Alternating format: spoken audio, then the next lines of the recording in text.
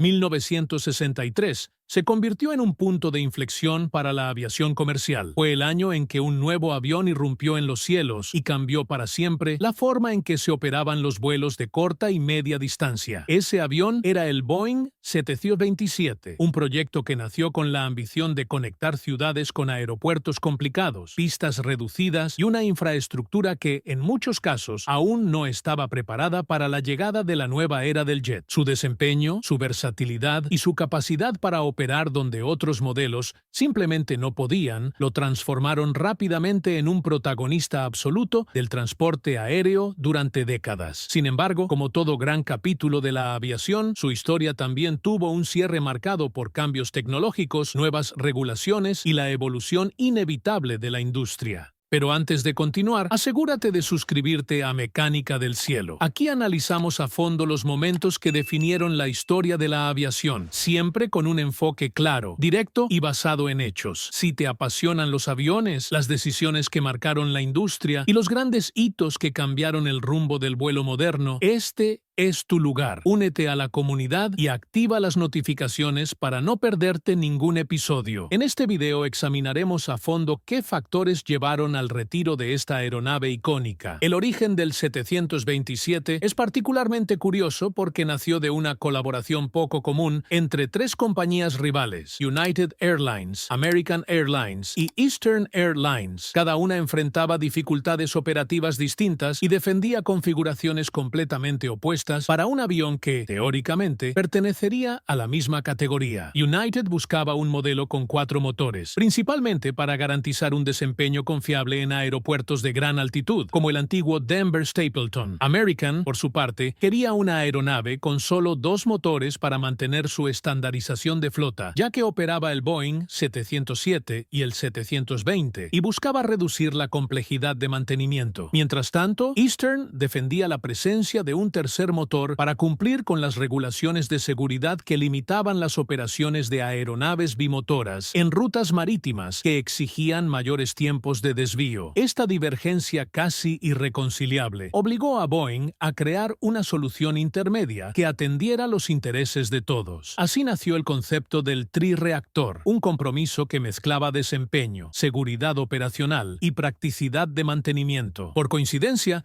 en la misma época, otro fabricante trabajaba en algo parecido. En 1959, el presidente de British European Airways, Lord Douglas, sugirió que Boeing cooperara con de Havilland en sus proyectos de trireactores. Boeing desarrollaba el 727, mientras los británicos avanzaban con el DH-121 Trident, y aunque seguían filosofías similares, cada uno buscaba objetivos distintos dentro del mercado global. Inicialmente, Boeing planeó equipar el 727 con 3 motores Allison AR963, versiones producidas bajo licencia de los Rolls-Royce Spey, utilizados en el Trident. Ingenieros de ambos lados realizaron numerosas visitas técnicas para entender cómo cada empresa conducía el desarrollo, algo raro en la industria aeronáutica de la época. Sin embargo, la cooperación no avanzó. De Havilland presionaba para que Boeing simplemente fabricara el Trident bajo licencia, mientras Boeing sostenía que el mercado norteamericano requería una aeronave más amplia, con asientos 6 por fila y capacidad para operar desde pistas extremadamente cortas, algo que el Trident no cumplía plenamente. Estas diferencias filosóficas pusieron fin a cualquier posibilidad de asociación. La elección de los motores volvió al debate en 1960, cuando Pratt & Whitney buscaba un cliente para su nuevo turborreactor de ventilador, el JT8D, derivado del motor militar J52. United y Eastern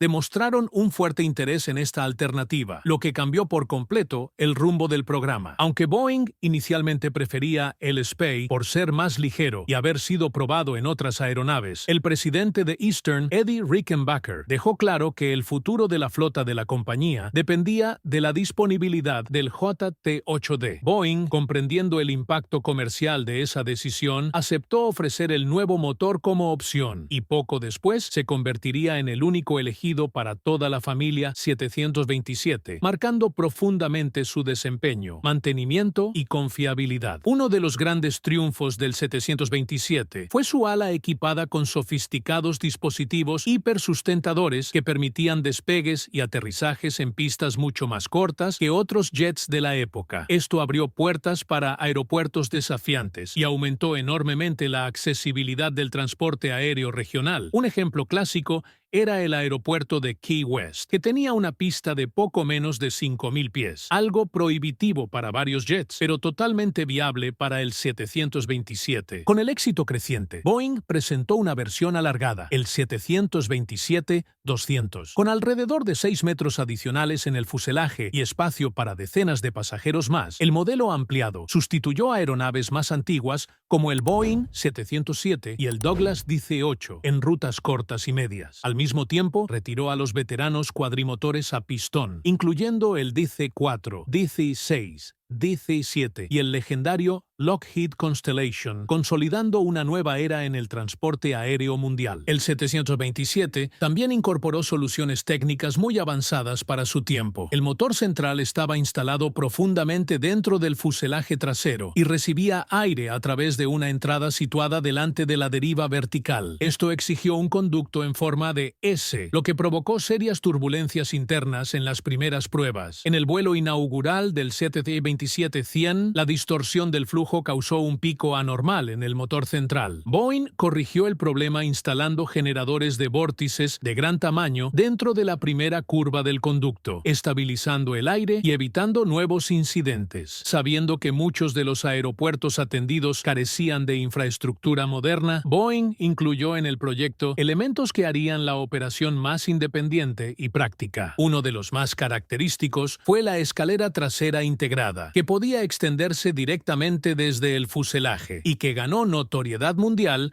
tras ser utilizada durante un famoso secuestro en los Estados Unidos. Para evitar incidentes en vuelo, Boeing creó la llamada Cooper Vane, un pequeño panel externo que impedía la apertura de la escalera mientras el avión estaba en el aire. Otra decisión de ingeniería fue instalar la unidad de energía auxiliar, APU, dentro de la estructura de la viga central, en el compartimiento del tren de aterrizaje principal, lo que permitía que el avión operara sin depender de fuentes externas de energía en tierra. Para proteger la aeronave de golpes de cola durante el despegue, el 727 también recibió un amortiguador retráctil en la parte inferior trasera. El diámetro del fuselaje, de aproximadamente 3,75 metros, permitía la configuración de 6 asientos por fila, algo esencial para mantener la competitividad comercial de la época. El diseño estructural del 727 incluía además una característica visual muy llamativa: la diferencia de altura entre secciones del vientre del fuselaje. El área más alta, ubicada sobre el ala, se extendía hacia atrás antes de finalmente afinarse, creando el perfil distintivo que permite a cualquier entusiasta reconocer un 727 a distancia. Para operadores interesados en reducir la distancia requerida para el aterrizaje, Boeing también ofrecía frenos opcionales en el tren delantero, ampliando la versatilidad operacional del modelo. Cuando los operadores decidían añadir el sistema opcional de frenos en el tren delantero, la distancia necesaria para detener el 727 podía reducirse de forma impresionante, acortando varios cientos de pies en el recorrido de frenado. Esta característica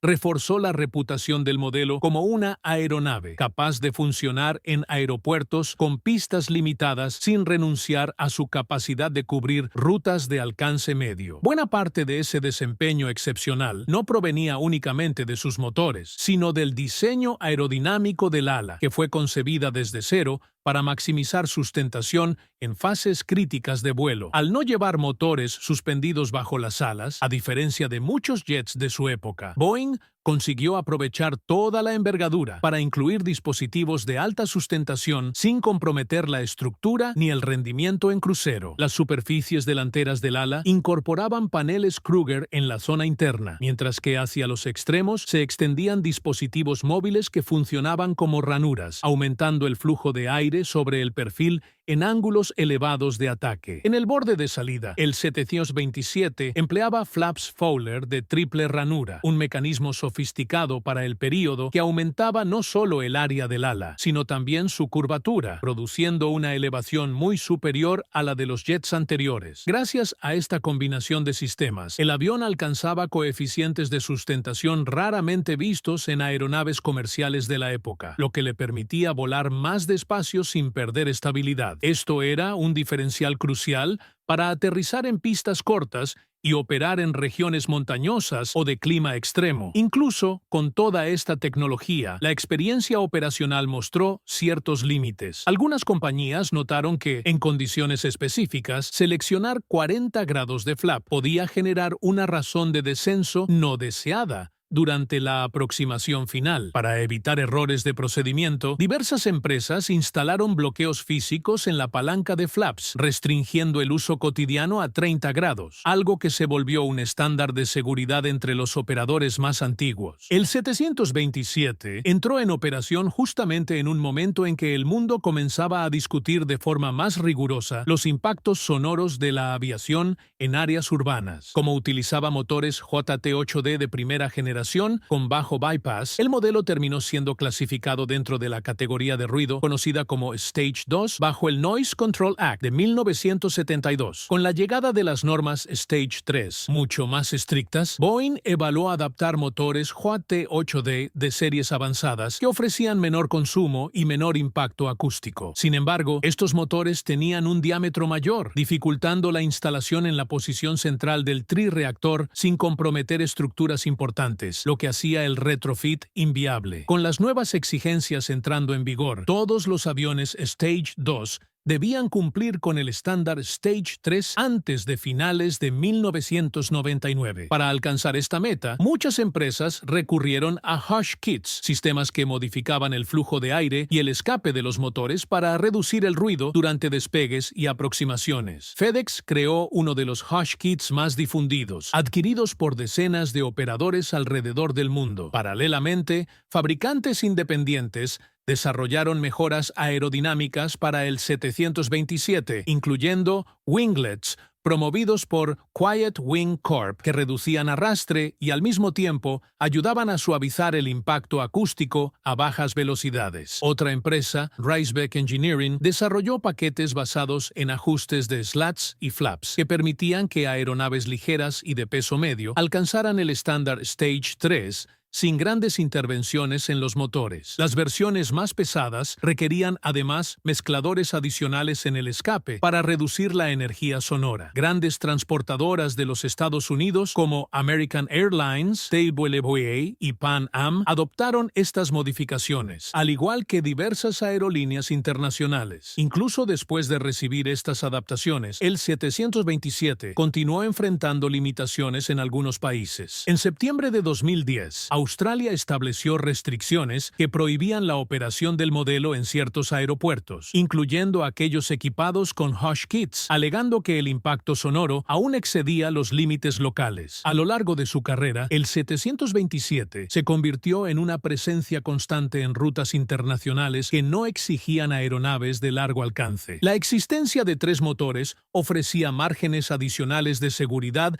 en trayectos sobre el océano, algo valorado antes de las flexibilizaciones posteriores en las reglas para aeronaves bimotoras. Aerolíneas de todo el mundo adoptaron el 727 como su columna vertebral para vuelos cortos y medianos, consolidando una presencia global muy por encima de los Estados Unidos. Empresas de carga y operadores charter también vieron en el 727 una solución eficiente. FedEx introdujo el modelo en 1978 y lo utilizó intensamente durante décadas, hasta reemplazarlo progresivamente por los Boeing 757, que ofrecían menor consumo y mayor capacidad operacional. Cuando las restricciones de ruido en los Estados Unidos se volvieron más severas, muchos 727 retirados migraron a mercados con regulaciones más flexibles, prolongando su vida operativa en continentes como África, Sudamérica y partes de Asia. Diversos operadores charter, entre ellos Sun Country, Champion Air y Ryan International iniciaron sus actividades utilizando el 727, aprovechando su bajo costo en la fase final de su carrera y su capacidad para operar en aeropuertos alternativos. Organizaciones militares también exploraron el potencial de la aeronave en misiones especiales. La Agencia Central de Inteligencia de los Estados Unidos utilizó unidades del 727 en el sudeste asiático, aprovechando la escalera trasera para lanzamientos en vuelo de personal y suministros. En la década de 1980, la Fuerza Aérea Iraquí modificó una unidad para operaciones de vigilancia electrónica, instalando radar lateral y equipos de reconocimiento. Conocido informalmente como FA-727, este ejemplar participó en operaciones durante la invasión de Kuwait y fue empleado para misiones de monitoreo durante la operación Desert Shield. El diseño de la aeronave también favorecía su uso en regiones remotas con pistas de grava o poca infraestructura, ya que los motores montados en lo alto reducían significativamente el riesgo de ingestión de objetos. Un ejemplo notable fue el uso del 727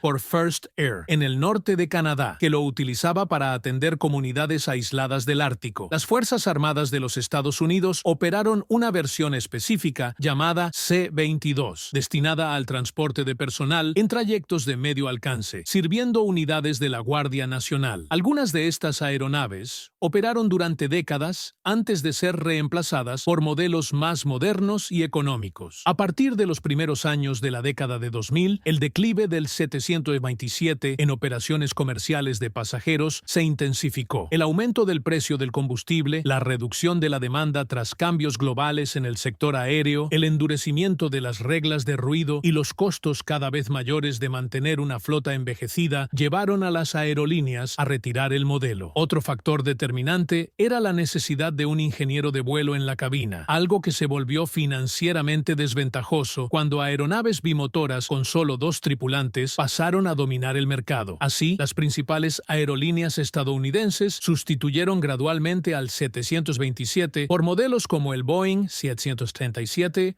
800 y el Airbus A320. Delta Airlines, que había operado cientos de unidades, retiró sus últimos 727 del servicio regular a mediados de 2003. A medida que avanzaba la década de 2000, las últimas aerolíneas que aún mantenían al 727 en operaciones regulares comenzaron a despedirse del modelo. Una de ellas fue Northwest Airlines, que en junio de 2003 retiró su último ejemplar, utilizado principalmente en vuelos charter. Con el paso del tiempo, la presencia del trirreactor en los cielos disminuyó rápidamente. Para 2013, apenas un poco más de 100 aeronaves seguían en actividad, repartidas entre unas 34 compañías alrededor del mundo. 3 años más tarde, esa cifra se redujo aún más. Solo 64 unidades permanecían en servicio con 26 operadores, un reflejo claro del envejecimiento de la flota y de la llegada de modelos más eficientes y silenciosos. Entre todos los esfuerzos de preservación del 727, uno de los más emblemáticos involucró precisamente al primer ejemplar construido. Esta aeronave histórica realizó su vuelo inaugural en febrero de 1963, aunque inicialmente se trataba de un prototipo destinado a pruebas estructurales y operativas. Más tarde fue incorporado a la flota de United Airlines, donde tuvo una extensa carrera transportando alrededor de 3 millones de pasajeros a lo largo de décadas de servicio. En 1991, reconociendo su valor histórico, United decidió donar el avión al Museum of Flight en Seattle.